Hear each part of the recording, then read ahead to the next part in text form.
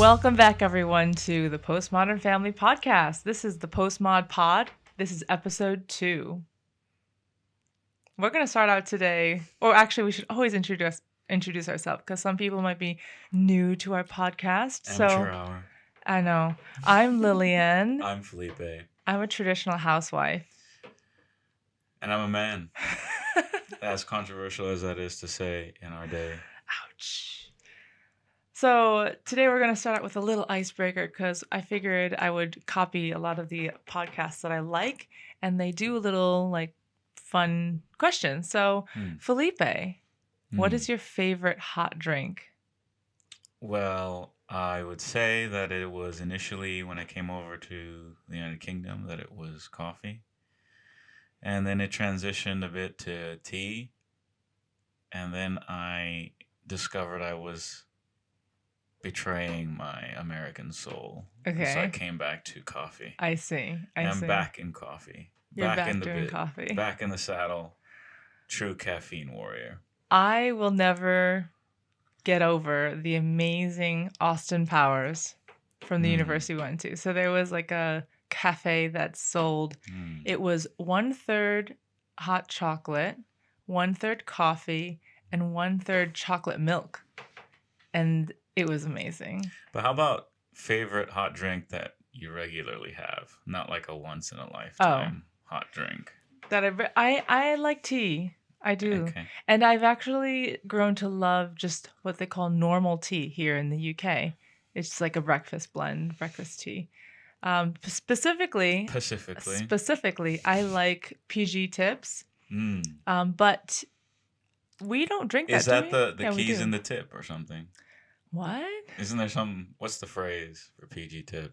Oh, the not the key, the something's in the tip. Something like the that. The taste. Maybe. Just a tip, please. But I really like their decaf because decaf tea is hard to find that tastes good, and their decaf tea is the tasty decaf. I think they say tasty decaf. So that's my favorite hot drink. And I realize that also we should probably circle back around to what our podcast is about. Oh, okay. Yeah. Do you want to do a little intro on that? Sure. What we're going to be talking about? Yeah. So this podcast is an outgrowth of a groaning desire from the YouTube channel. The YouTube channel has become mainly a comedy reaction channel, which is fine and good. It's entertaining and we enjoy it. But I think there is still a longing to discuss serious matters, which makes its way to some of the reactions. But it does tend to clash with some of the expectations of the viewers of the YouTube. They're there for comedy, giggles, and to watch us confidently describe and explain what British comedy is like when we in fact don't understand it at all. That is the irony of it. So you said, why don't we have a podcast where we can express some more serious views? And so we are starting off by having 3 current affairs topics from each of us. So I pick 3 and you pick 3. And we're going to just opine and stream of consciousness it. That's right. Yeah. That's the podcast. That's it. 6 current affairs stories. And just a wide-ranging, open discussion. That's right. Cool. All right. So then the other question I wanted to ask for the icebreaker is, what's your favorite biscuit? Again, this is one that has evolved over the years. Before I came to England, my favorite biscuit was the KFC biscuit. And then... when it came to England, I discovered that isn't a biscuit. They don't have that here. And being the proprietors and sole owners of the language called English, I bowed the knee and said, okay, well, we'll pick a biscuit, a true, proper biscuit. And I got on the digestives bandwagon early. That is the milk chocolate digestives bandwagon. And then I transitioned into the dark chocolate digestives bandwagon. But... on one occasion when that biscuit ran out, you ordered something different. And it was a generic brand biscuit called Tesco's. It was the Tesco digestive milk chocolate. Is that what it's thing. called? But it doesn't have a layer of chocolate on top. It just has chocolate chips. Oh, yes, that. that's a different one. What is that? It's just a chocolate chip digestive, but it's not. I still call it digestive. I think they call them. Maybe not. I think we need a It's fact knockoff checker. brand. Whoever's listening, please fact check this. It is just an ordinary biscuit with chocolate chips in it from Tuscaloosa. And that is now my favorite. Okay. I really So enjoy that it. was, for a while, I That's was the on story. the hobnob, the chocolate hobnobs. I really liked. But same thing. Then I realized this chocolate chip biscuit, it just tastes so good, especially when it's dunked You can't copy me. into coffee. But last week, someone brought these Oaties. Have you seen the Oaties? No. It's got milk on the top and it's got an oat-based biscuit. Milk on the top. Milk chocolate, sorry. Oh, right. And it was really good. So I think I'm on that now. Yeah, we'll see. The oat teas. Oaties. Mm. Yes. Yummy. I like the texture. I like crunch. Never heard of it. Oh, well, anyway. So, all right. Well, let's dive into... Let's go with your 3 and we'll close with my 3. Sure. Okay, so okay. All right. So the first, because I've conveniently labeled mine and it's very clear. Yeah, well now I'm looking from your phone, so I'm now confused because I'm like, who's talking here? Okay. All right, so I think we were just gonna go for 1, 2, 3. That's right. Okay. The first one I wanted to just mention is this YouTube video of a reporting on the school chaplain who was reported to the terrorist watchdog for LGBT plus sermon. And what was kind of crazy about this story... tell us the whole story. The story is that this is like a regular Church of England vicar who is a chaplain at the local school. A Church of England school. That's right. Is it a Church of England school? Okay. It's a Church of England school. All right. His role there is to be the religious, the oversight. And he preached something about how it's okay to have questions and ask questions when it comes to the LGBT issues. Don't be afraid to ask questions, and you should know for yourself. And he wasn't even hardline saying one side or the other side. In fact, I think someone posted his actual sermon, so you could go and read it if you had the time. But the gist of it was that he wasn't, we would kind of call him kind of like a milquetoast Christian in the sense that, would we? Okay. Yeah, he didn't want to stir up anything, and he was being very peaceful about it. And people were not happy that he wasn't embracing the LGBT, so it wasn't pushing he wasn't rejecting the agenda. He wasn't. He was staying neutral. He on was. the agenda. And that's what they were They were upset by that. So much so that they got him fired, basically, and reported him to the terrorist organization, saying that he's not to the terrorist organization, but the organization against terrorism, that he was a terrorist. I was speaking to somebody today about this story, and they said that it's developed further in that the Christian Legal Center took up his case, and they lost. Really? Yes, they lost. I'm not sure if they're appealing it or not, but the ruling was upheld that he was rightly reported and no wrongdoing was done over his speech violation. His sermon. There's got to be a copy of his speech.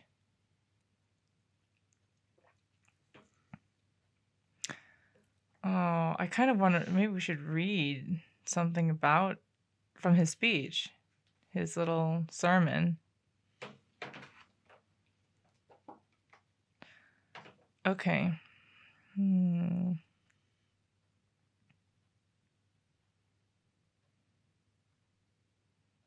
we find it?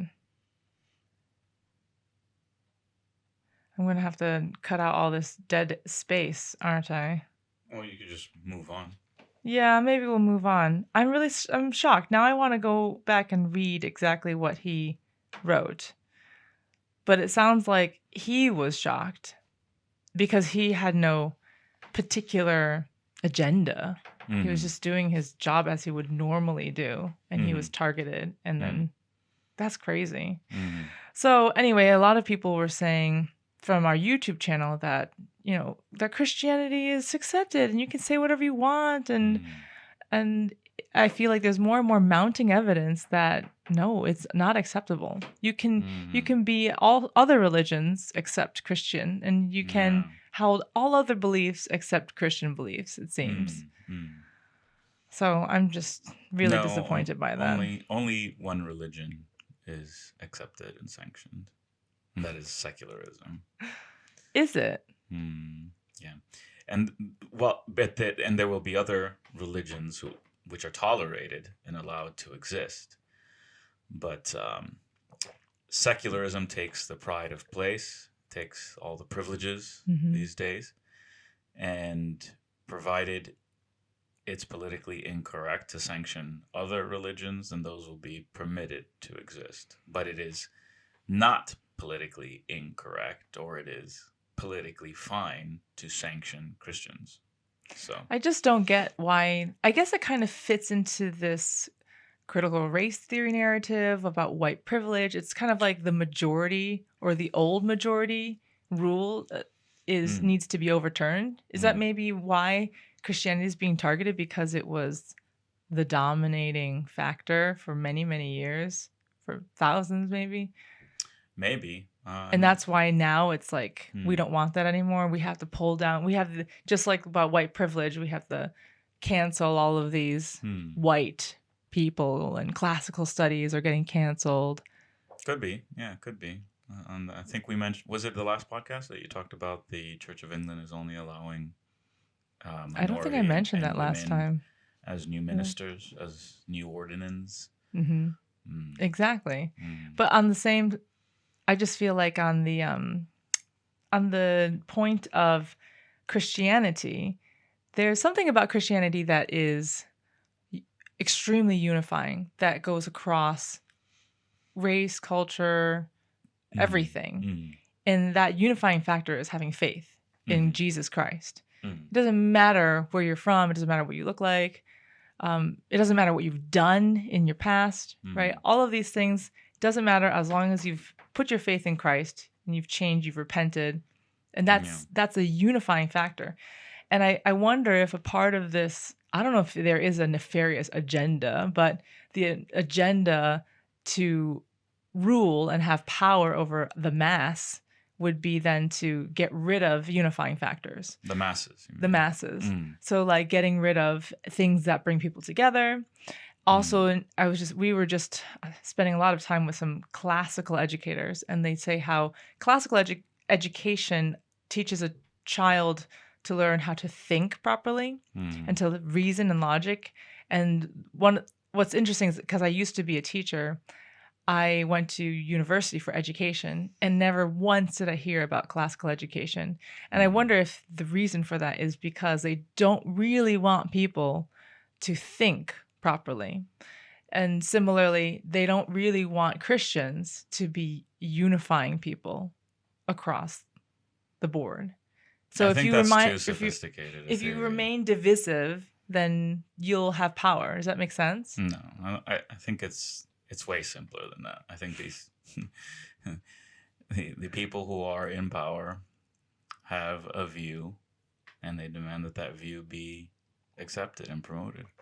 But does Christianity really go against that view? Of course it does. Okay. All right, then that makes sense, yeah. But then I just feel like this guy is not even, he's not one of the people. Firebrand. He's not. He's just like a run-of-the-mill Church of England guy. Yeah. And he was being targeted. That's just weird to me. Well, it's as weird as making a whole documentary about how a traditional family exists.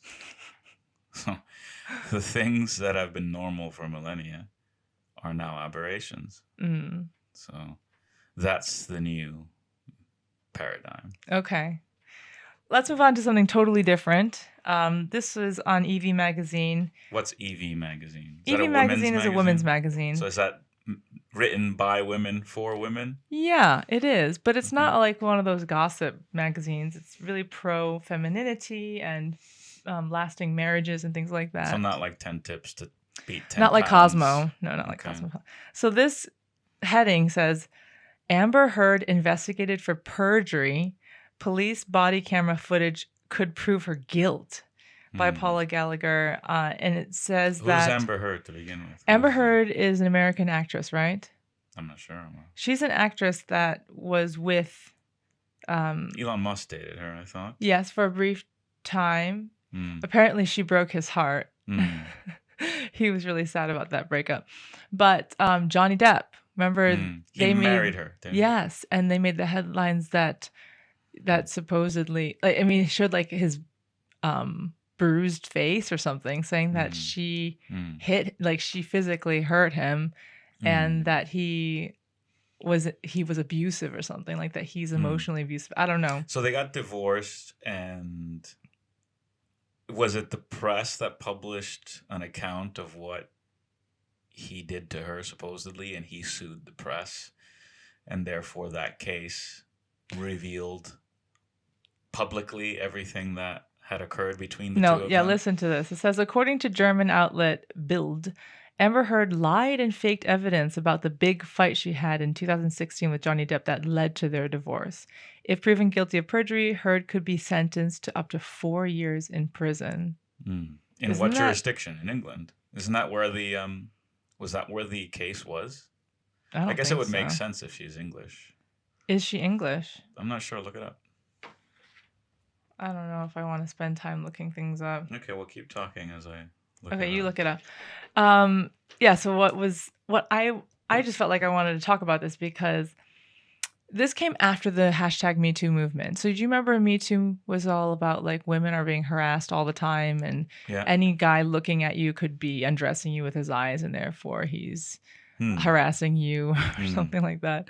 And like all the women from the woodworks, no matter how ugly or attractive, were saying hashtag Me Too. I've had these experiences where I've had to put up with male attention or chauvinism in order to get ahead in their careers. And then so I think then when this thing came out with Johnny Depp seemingly to be beat up, like you could physically see that there was a problem, but then still she was seen as the victim. And then people all said like how abusive men are. They just use it as an example. And then here it is, 5 years later, and it's turned around. And I feel like this is a good thing that's happening because women sin too. Women lie, women use their fists and physically fight. And I hope if she does get proven that she lied, I hope she spends years in prison. Because I think women, happen, especially not in the UK. So yeah, the case was heard in the UK because it was a British tabloid that Johnny Depp was suing for libel, and he lost. Oh, okay. When was that? That was in 2018. Okay. The suit. Right. But then what's this thing? This was written in May 10th, 2021. The perjury thing. Well, it's written recently, which is, from what it seems, is unearthing the potential scenario by which she perjured herself, or she committed perjury, which means she lied based on body camera footage. Right. Heard also claims that Depp hurled a phone in her face and ripped out clumps of her hair. However, never before released body camera footage from the LAPD officers who responded to 2 separate 911 calls that night throws suspicion on Heard's veracity. Man, I really hope that women stop taking advantage of the system, or that the system gets fixed. I feel like it's totally against men. Like women can, if women fight and physically hit a man, right? It's not going to cause as much damage usually as a man hitting women. A man, it should never get to that point. And men shouldn't, I don't think, hit women. Even I don't know. Some people argue with that. Some people think that should be completely equal. Like, oh, you hit me, I hit you. But I think that's just in this postmodern feminist world where they think men and women are exactly the same. But anyway, I'm glad to see this news. What about you? I lost interest a while ago. I don't think there's going to be any reform of the judicial system anytime soon. Okay. The trend continues to go towards subduing men as much as possible. And so, so what if she perjured herself? That's not like going to lead to some kind of change in laws or anything. I think the only buck of that trend I've seen is at a handful of universities, which initially, in the U.S. at least, they passed a policy of believe the victim, which meant that any male student that was accused of rape or anything would be found guilty just on the back of the believing the victims, the accusers. So some universities have revoked that. I think that's the only trend I've seen against, because there were a handful of cases that students actually countersued or sued the university for wrongful expulsion and won. And so a few universities have backtracked on that. But in terms of civil law or criminal law, I haven't seen any backing away from this trend. And this is why I think many men just are not marrying, especially in the secular world. And if the majority of the West is now secular, and the criminal justice system and the civil system is in favor of women, is biased towards women, there's no incentive to get married. Yeah. And so what it actually does is it incentivizes lack of commitment, and it perpetuates single motherhood and abortion as the fix against single motherhood. Right. So it's just a broken system that is creating all kinds of havoc. All studies show that children raised in single-parent families fare much worse and are more likely for to act criminally than children raised in father or mother households. Is it possible that young women these days don't know that information? Because it seems like they think young women don't know that. It's not like young women enter the world and think, okay, what is the information on marriage? And no, I just wonder if they think that single parenthood and versus having a mother and a father are the same.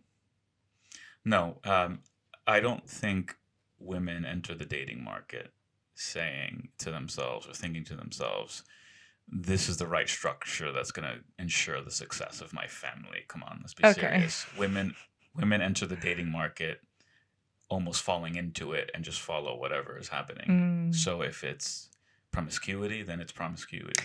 This is why I really, really don't like the invention of contraception, because back before contraception, you knew that sexual intercourse could possibly lead to a baby and that you would have to take care of that baby, right? And this was also before abortion was legalized.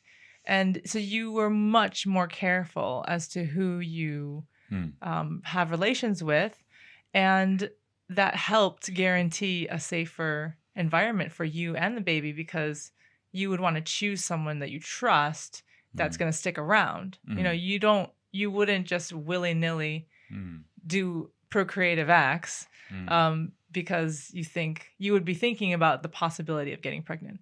So we now fast forward to the modern day, people don't even think that they're ever going to get pregnant. And if they do get pregnant, they think they can just abort the baby. And so it just feeds into this promiscuous behavior where you're just sleeping around and then besides the physical side, the spiritual and emotional side of that is it's very emptying. And I think young girls don't realize that. That's the thing about Evie magazine. It does talk a lot about the importance of remaining pure and just it's trying to buck that trend of, hey, don't just give yourself away because you think it's empowering or fun or just, I don't know. And I remember, I think I believed in that. As a teenager, thinking the more action you could get, the more like desirable you are, I guess. But that's just not true, right? Is that true? Do men actually, are they more attracted to women who are known to have been more experienced in bed compared to... Attracted for what purpose is the question. So if attracted for the sake of a quickie that comes without consequences, sluts and whores are more attractive for that. Attractive for a long-term commitment, if even men are looking for that, no. But most men are not looking for that anymore. I see. So I guess we should be focusing on reforming the men, because they choose, wouldn't they kind of choose who they want to be with and how they spend their time? Because I would want to attract a man that would want to spend money on me and take care of me. Like that's, I think most women think like that. I don't think women are like, I want just a quickie. No. Again, I think you're over intellectualizing or giving too much credit to how these decisions are made. I think most women are conventional. They're thinking, I'm going to have a career, and whatever comes my way, I'll see what happens. So the primary drive of their life is a career of some kind. And to that extent, they're willing to sacrifice the life of a committed relationship at the altar of a career. So they sleep around, they go around the merry-go-round, and then they hit the so-called wall when they realize two things. Firstly, their eggs are running out, and secondly, their beauty disappears with age. So they become desperate. They've gone through the merry-go-round of sleeping with the troubled guys and the difficult guys and the guys that won't commit. And now they saddle up with a sort of lesser man who probably, let's say, can take care of them financially, but is nowhere near dangerous, is nowhere near sort of aggressive. He's a safe, kind, easy, guy that can make her happy, etc. In those sort of rom-com kind of ways, where the nice guy finishes first. That delusion. So that is sort of the conventional trajectory that women have been going down for a few generations now. They think they can have, at best, they think they can have both a career and a family. So they go for the career first, they hit the wall, and then they settle. And so that poor sap who gets that girl in the mid-late 30s is maybe looking after someone else's kid that she's, or very used up individual. Yeah, but a lot of people think that that's a very honorable thing to do, to take care of someone else's kid, right? I mean, kids need fathers. Yeah, but back to the comment of who needs reforming, I think both sexes need reforming, obviously. And depending on what your worldview is as to who exercises the most influence in society, whether it's men or women, then if you believe, as we do, that men drive the majority of cultural change and cultural demise or increase. If you look at Pornhub, it's owned by men. Perpetuators of porn the owners are men. Planned Parenthood was perpetuated and grown by men, although I guess the CEO now is a woman. But all the vices that keep men weak and unable to have positive change in the world are perpetuated by men. But I thought Planned Parenthood was started by Margaret Sanger. She might have been started, but it didn't become this multi-billion dollar entity through the stewardship of woman after woman. And then OnlyFans, is that by men? It is 100%. OnlyFans is. Peace. Yeah. So these are all men who are enslaving other men through vice. And this is why men must be dangerous. This is why being a man has a shorter life expectancy than women, than the life of a woman does, because men are both the perpetuators of evil and the perpetuators of good, and women follow along. And so men need to rid society of these purveyors of sin. Mm-hmm. And I think Evie magazine actually just published an article said that porn should be illegal Mm-hmm. on that Yeah. topic. She said, and then someone else also on Twitter said we should ban porn. And she said that Robin was saying that. She said, that mostly men were the ones who were not agreeing with her. Exactly. It's like saying taking away alcohol from an addict. They're not going to say yes. No, they're going to fight to the death.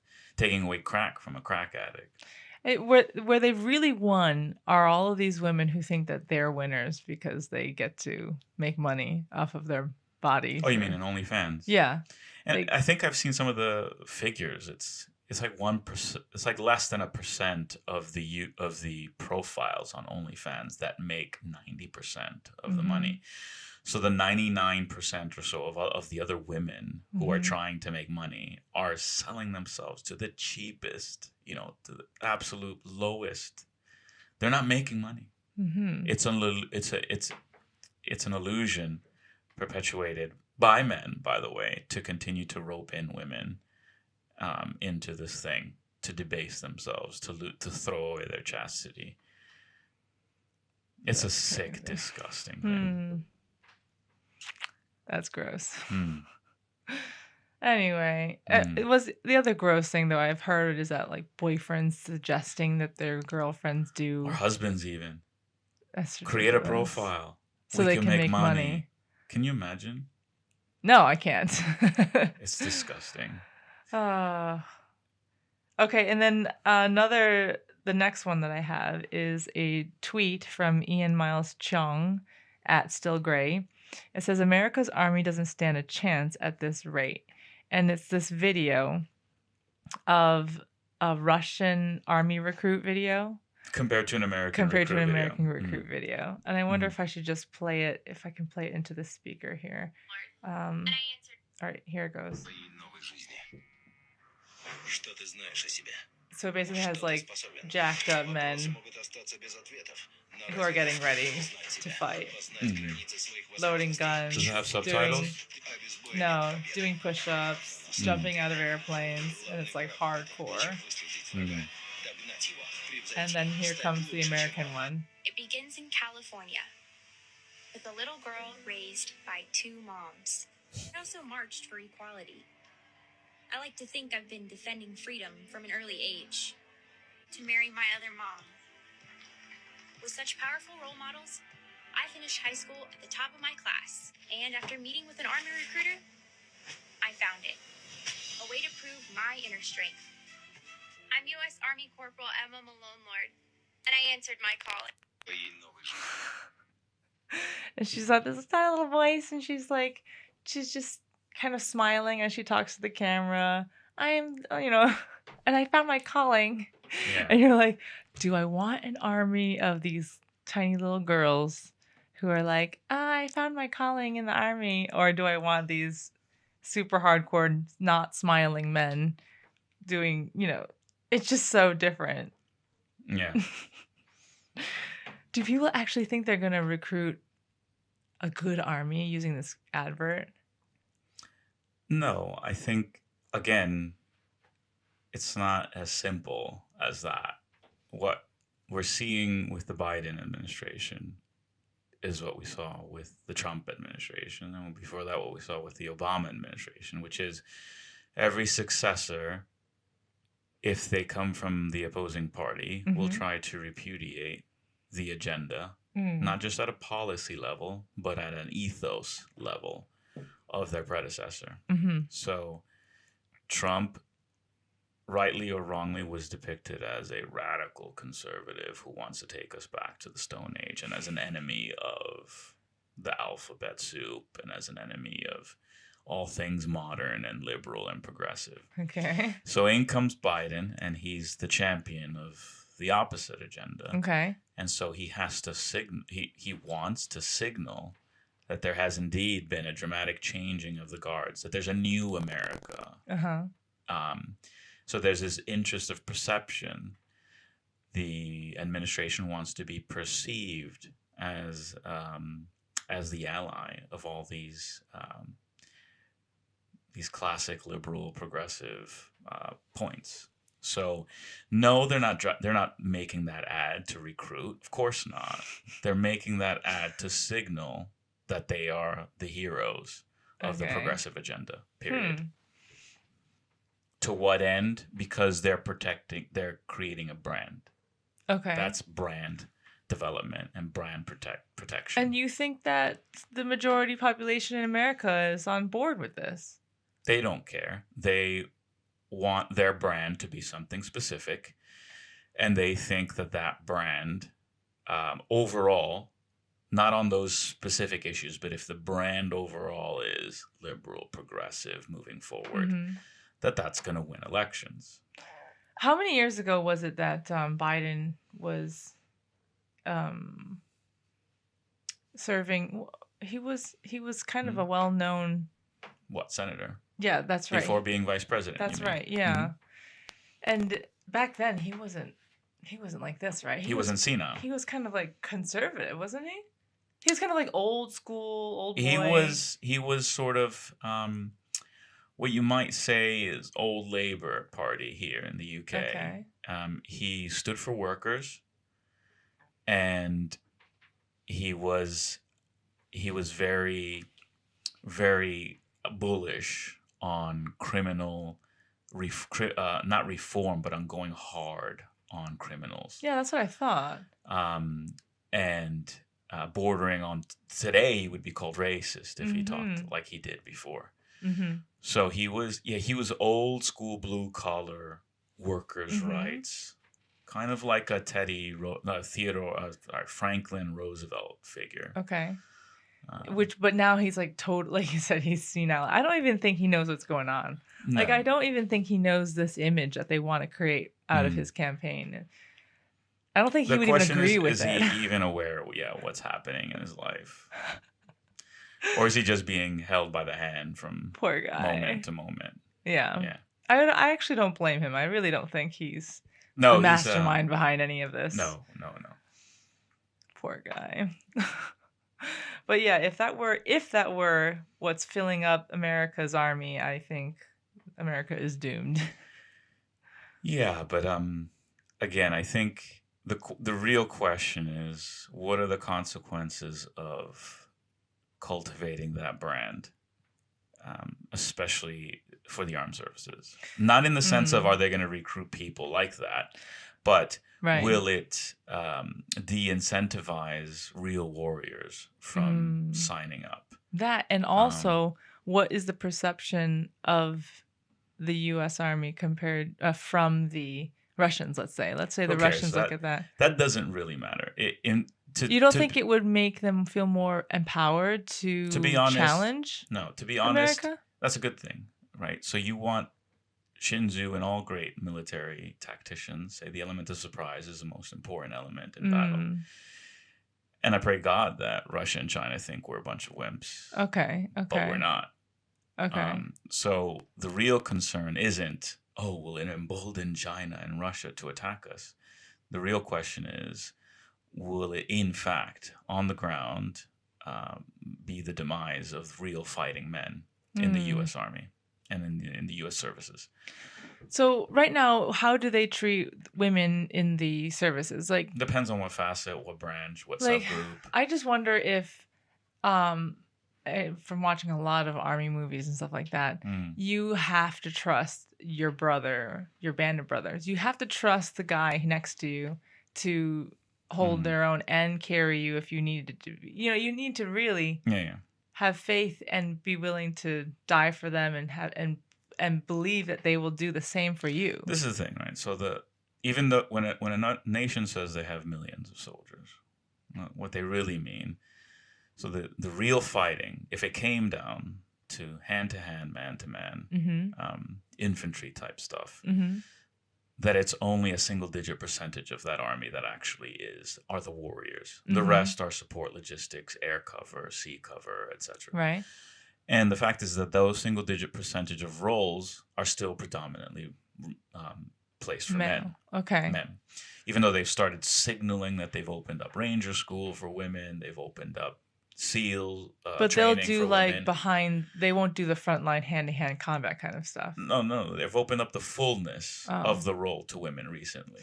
Yeah, I But they think. still are subject to the standards. But if I was a man, I would be worried that I would have like a weak link. Basically, I would always be. I guess. Yeah. Are men worried that they're going to be weak links in their team? They'll always be that. Okay. Certainly, but that. And so it doesn't matter the gender. It doesn't matter. Yeah, you always have the weakest link because not all men are going to be equal, even in an elite fighting team. Mm-hmm. So the question is, the weakest link is now even weaker than it would have been before. You see, so I think the real concern is, will this lead to a declining in recruitment of real warriors? Are they allowing women in the Marines? They've allowed women in the Marines for a long time, yeah. So then all of the armed forces have women in them. There's not like one that's held out and said, we're not going to have women. Last one to hold out were the Marines. That's what I thought. And I think they've recently permitted it. Because I would wonder then, if you were serious about it, then you would want to be in the Marines if you knew that they didn't allow women. They still have that aura. But the fact is that you don't really recruit the most capable and intensive warriors until a real cause emerges. Okay. So during peacetime, you do get great men, etc., but you don't get, like World War II. World War II, you get real heroes, real men that are giants, because the cause is so great and so clear. 9/11, you get incredible volunteers. You get guys that are like football players who said, you know what, I'm going to throw away millions and just go fight and become a special forces warrior. So when the cause emerges, then you get that draw. But so it's okay. Without the cause. Are we in peacetime right now? We are in peacetime. Whatever happened to the wars and from the result of 9/11? They've sort of dissipated into a quagmire. We've reduced forces and left chaos, really, kind of. So it's like we're done there now. We're done. So we're gradually slipping away from the incredible waste of blood and treasure that those things were. So the real question is, because I think if they continue this way, the real warriors will not sign up. There'll be a sudden provocation. We'll lose that sudden provocation. It won't be a war that we lose, but it'll be like a battle. It'll be like a sudden attack, like Pearl Harbor or something like that. We'll lose it, and the real question is, will there be enough time to respond with real men? I think that's the question that people should be asking. So then, bringing it to the UK, what is the situation here? Are there women in all the forces? I think so. Yeah, everything has been open to women, but I think they've been more straightforward about it's one standard, and you have to pass that standard. Good. Yeah. Whereas I think, for example, in the U.S. Army, regular Army, there are two standards. Right. There's the woman's standard, and then there's the men's standard. Exactly. So I think the UK has been more straightforward and say, every role is open up to women, but there's a single standard. Good. And the standard for the SAS and the Special Forces are incredible standards. Cool. Yeah, one of our commentators was saying that the SAS is better than the SEALs. Is that true, you think? I don't know. I'm not in a position to say one way or another. So it's my turn now, huh? Yes. Okay, finally. I think that went for a long time. No, it didn't. So the first story from me was the statement by the Duke of Cambridge, Prince William, on the BBC's, or the BBC investigation, the Dyson investigation of the BBC. Let's see if we can play it. Yeah. So here we go. I would like to thank Lord Dyson and his team for the report. It is welcome that the BBC accepts Lord Dyson's findings in full, which are extremely concerning. That BBC employees lied and used fake documents to obtain the interview with my mother, made lurid and false claims about the royal family, which played on her fears and fueled paranoia. displayed woeful incompetence when investigating complaints and concerns about the programme, and were evasive in their reporting to the media and covered up what they knew from their internal investigation. It is my view that the deceitful way the interview was obtained substantially influenced what my mother said. The interview was a major contribution to making my parents' relationship worse and has since hurt countless others. It brings indescribable sadness to know that the BBC's failures contributed significantly to her fear, paranoia and isolation that I remember from those final years with her. But what saddens me most is that if the BBC had properly investigated the complaints and concerns first raised in 1995, my mother would have known that she had been deceived. She was failed not just by a rogue reporter, but by leaders at the BBC who looked the other way rather than asking the tough questions.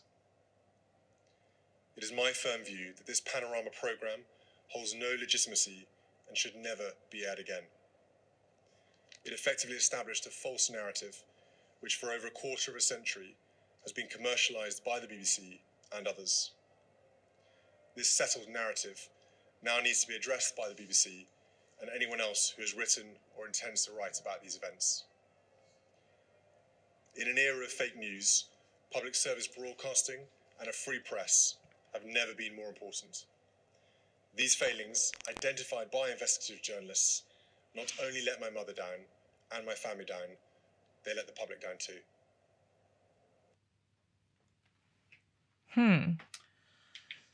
So that's a statement on the back of the completion of that Dyson investigation, which looked into the events surrounding how the BBC persuaded Princess Diana to do that famous interview in 1995 with, what's his name? I don't know. With, one second here.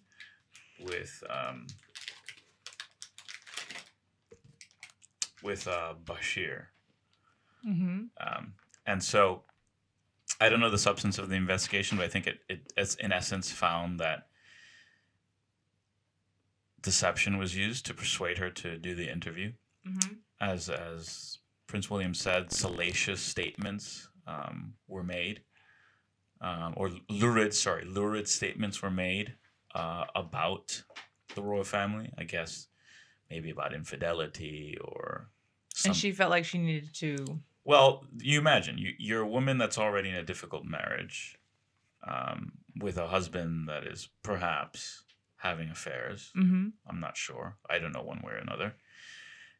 And so you have a shoulder to cry on this. And then the BBC sort of here stirring it up, saying, yeah, that is true. And in fact, these other things are happening.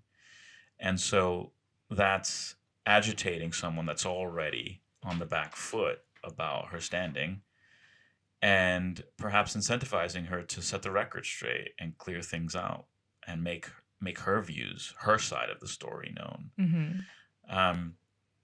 And then what was the result of the interview? Well, it seems to be that she was not painted in a good light, at least to the British people.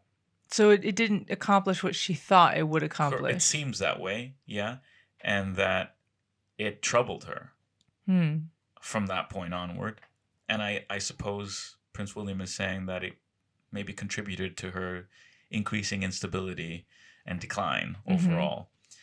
And so I just thought there were a couple things that really made me interested in this story.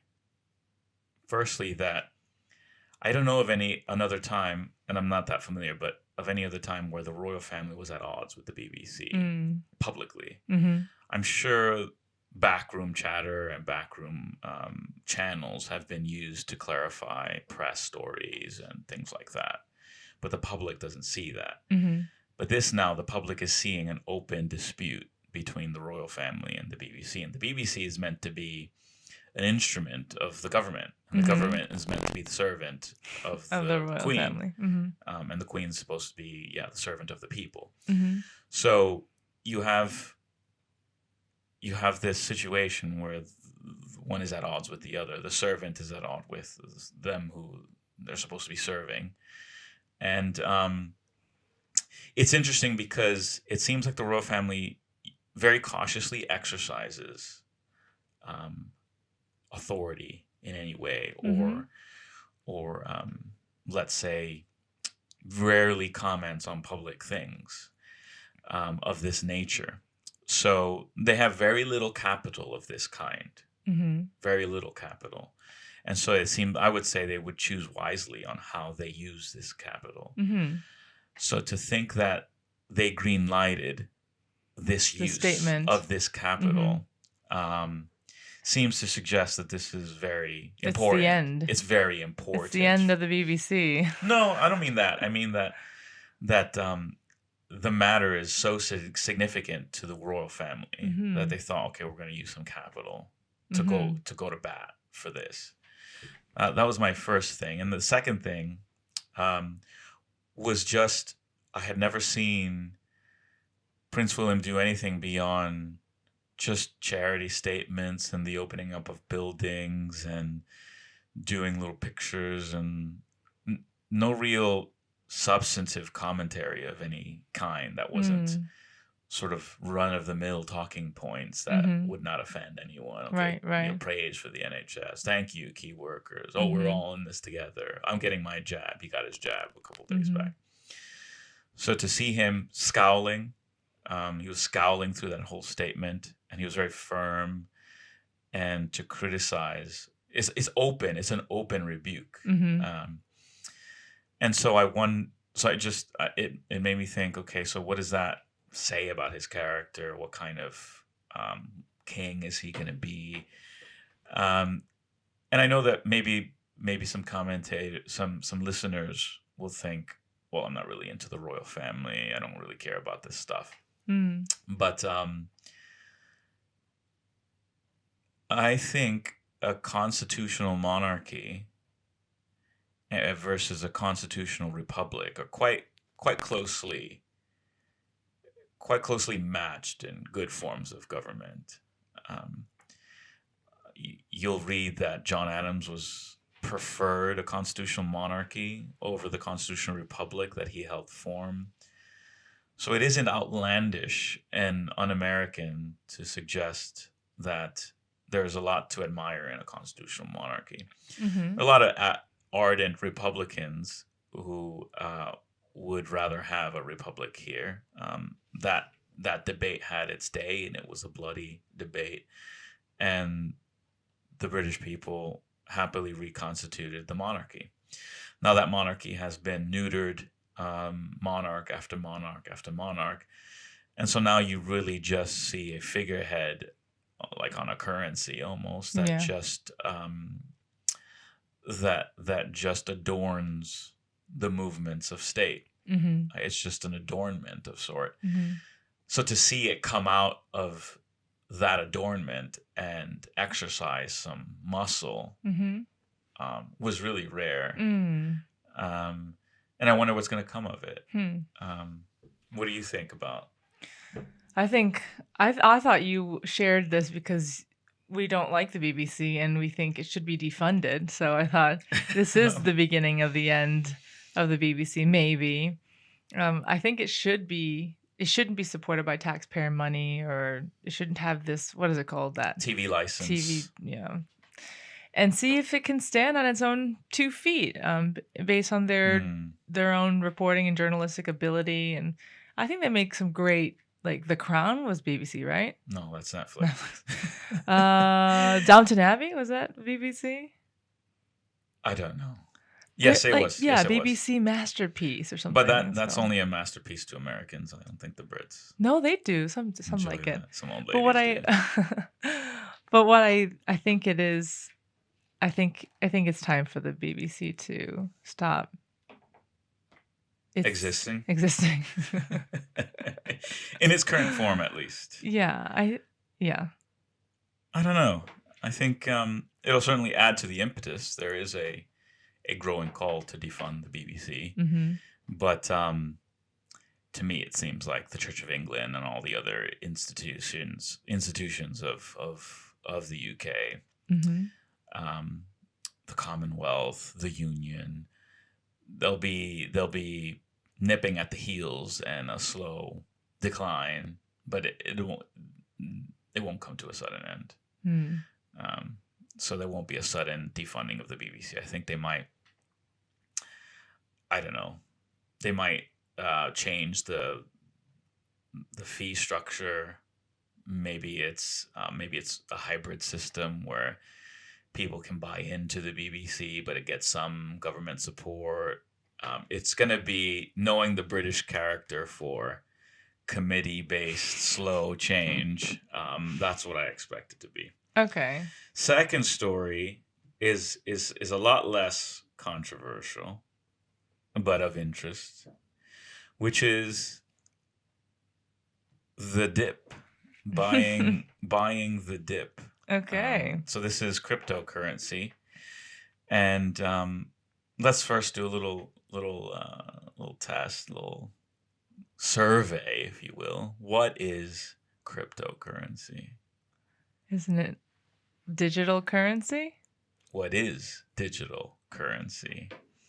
Instead of being backed by gold, it's little coded currency that you somehow mine using code that can only be, that's very protected, so it can't be stolen easily, I guess. That's one thing about it. Yeah. So a lot of people say that there's little difference between fiat currency, which is like the pound, the dollar, and cryptocurrency, in that its value comes from demand.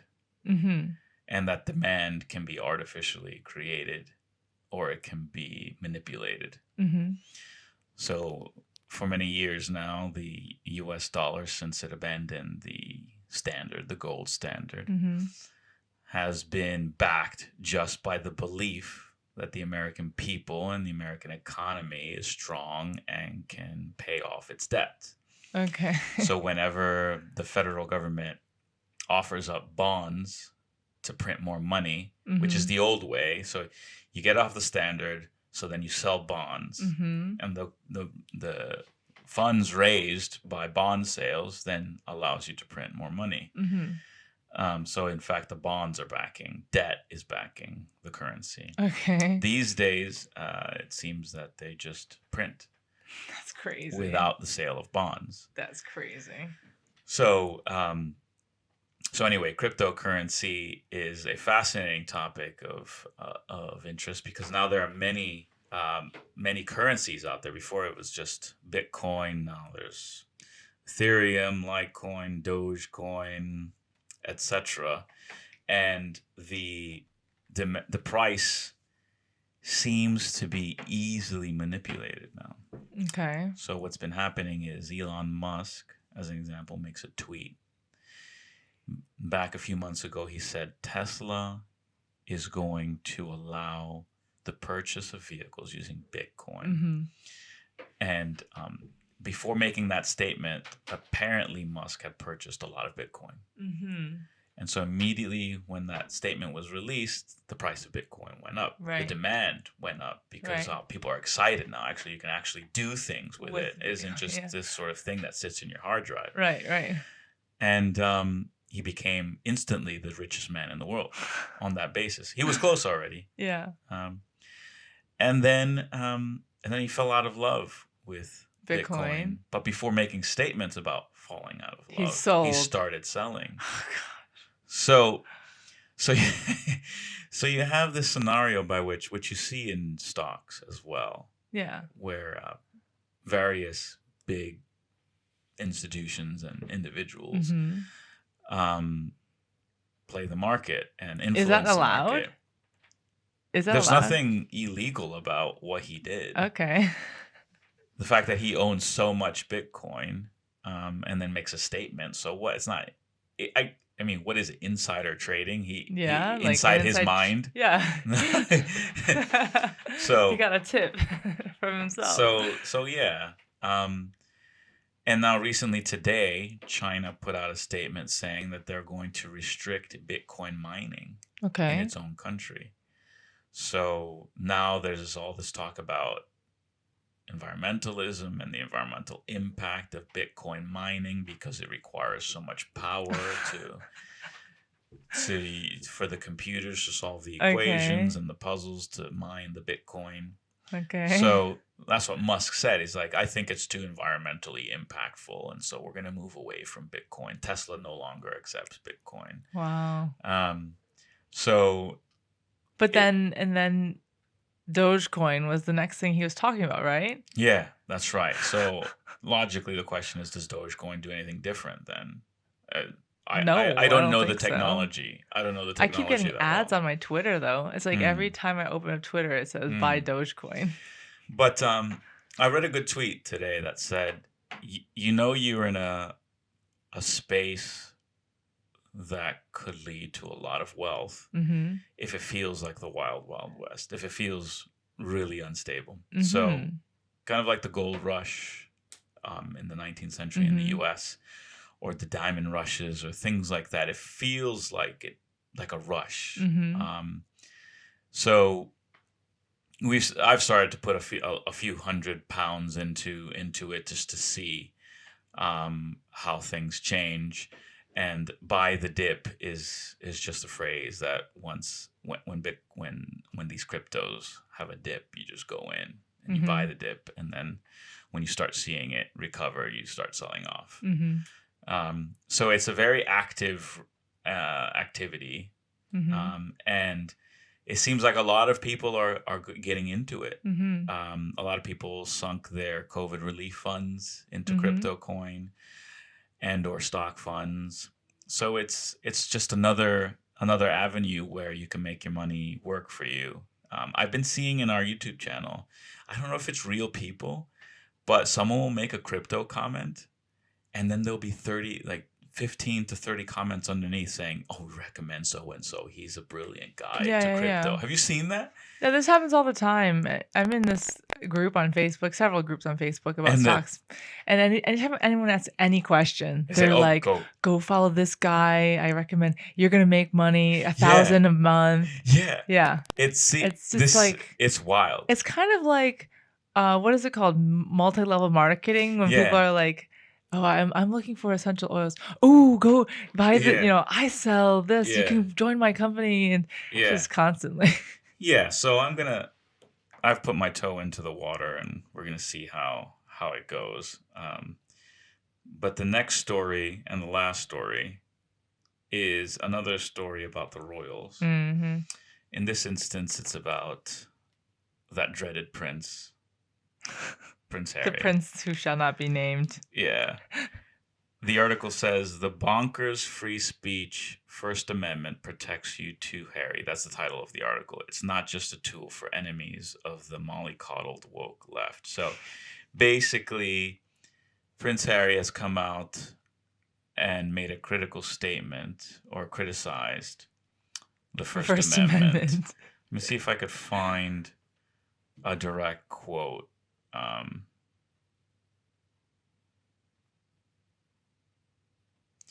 See if I could find a direct quote. Let's see here.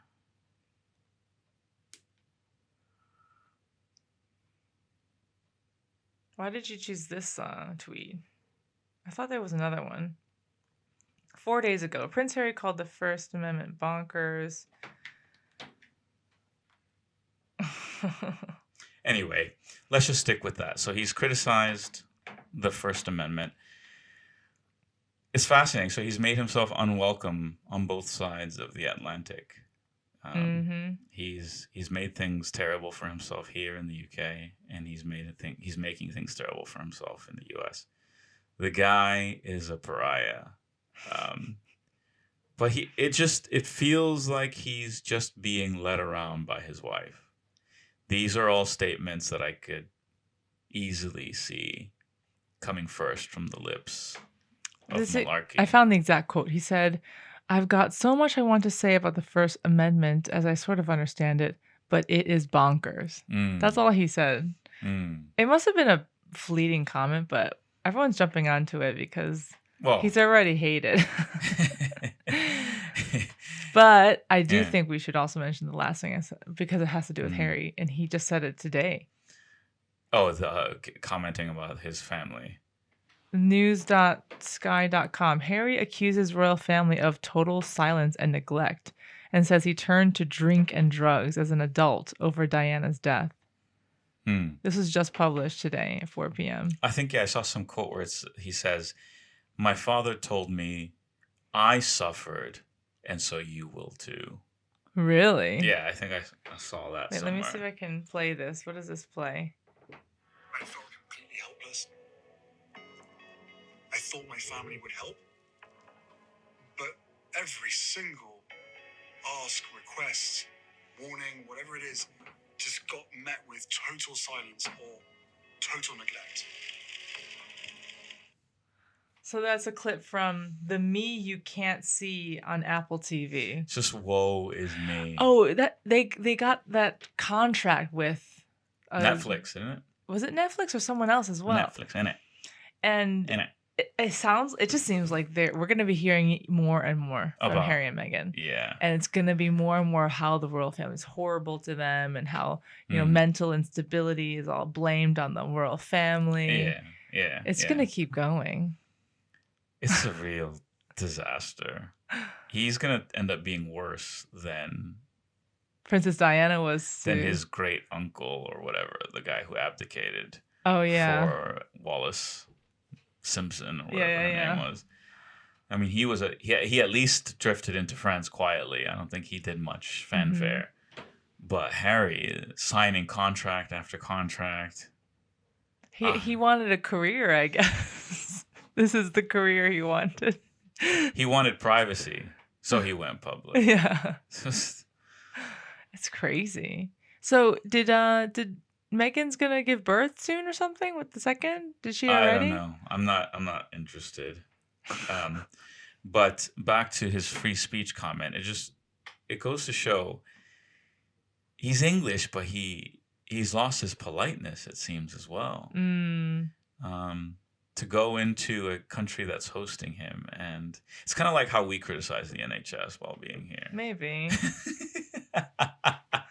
The NHS isn't like written into some First Amendment. It's written into the hearts of every British person. 2 tablets of law. I don't know. I think criticizing the NHS is very different than criticizing the First Amendment.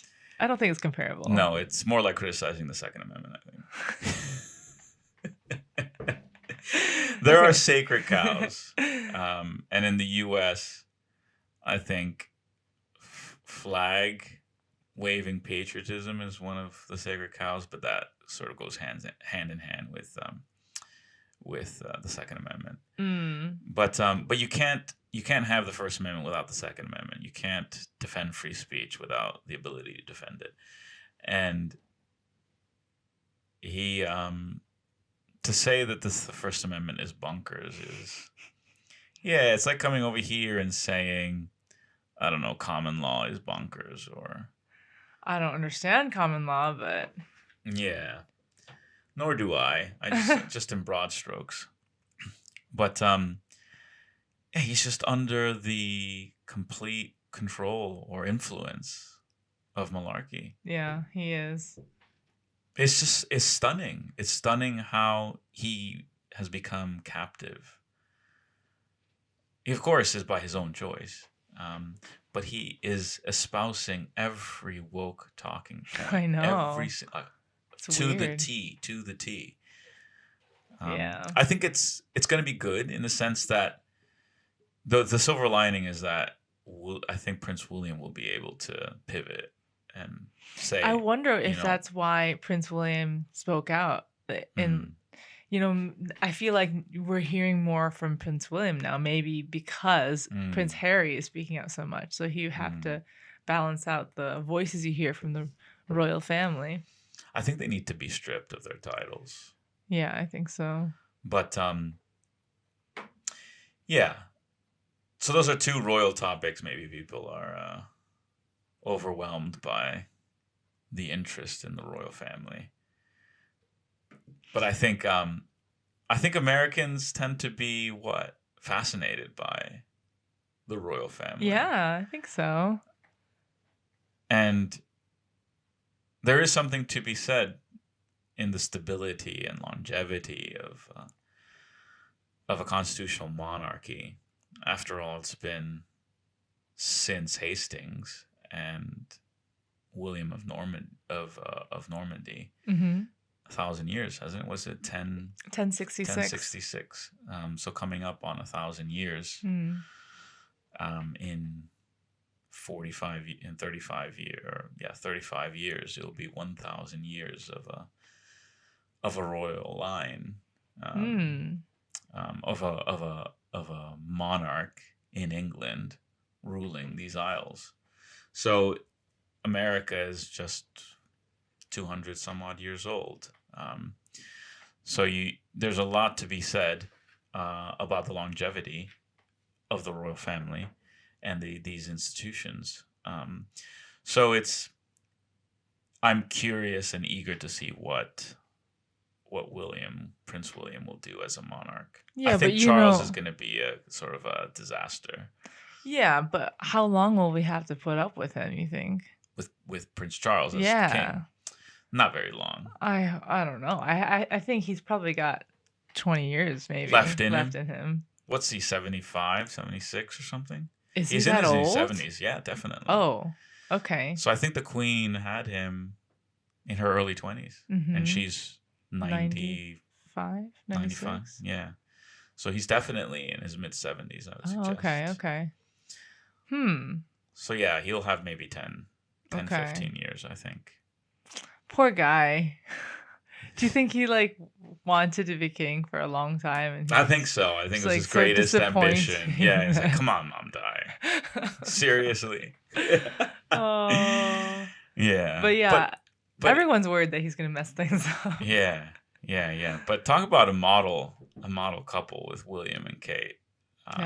They seem really and she is just stable. So dutiful. So dutiful and giving him child after child. I hope to have more. Yeah, I hope so. Because if anything, it just kind of sets a standard. Where she's devoted. They're both serving the country in the way that they can.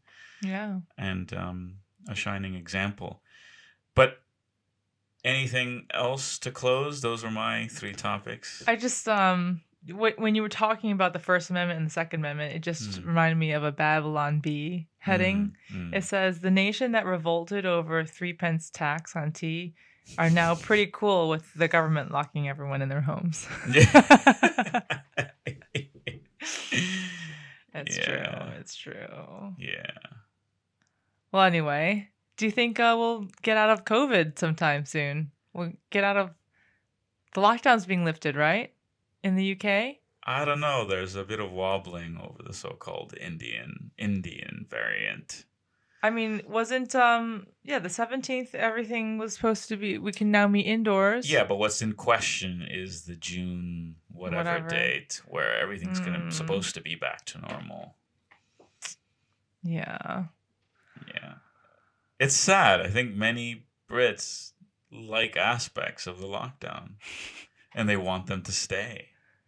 They do? Yeah, certain aspects. I think staying at home, avoiding people, this is right up their alley. Oh. All right. Well, yeah, that's the end of this podcast. I hope you guys enjoyed it. It was a little slow today, I think, but we had a really busy week and both of us are really exhausted. So looking forward to just chilling out this weekend. And we'll have, I don't know, should we start some sort of way for people to contact us? If there any questions they have or comments? Feel free to send emails to thepostmodernfamily@gmail.com. Yeah, we can answer Send your questions, questions, comments. We'll read them and address them, and it should be fun. Yeah, and then go on to the podcast, leave us a 5-star rating. Only 5 stars, and a great please. Positive review, and hopefully we'll be able to interact with you guys more. Thanks for listening. See ya. Bye. Bye.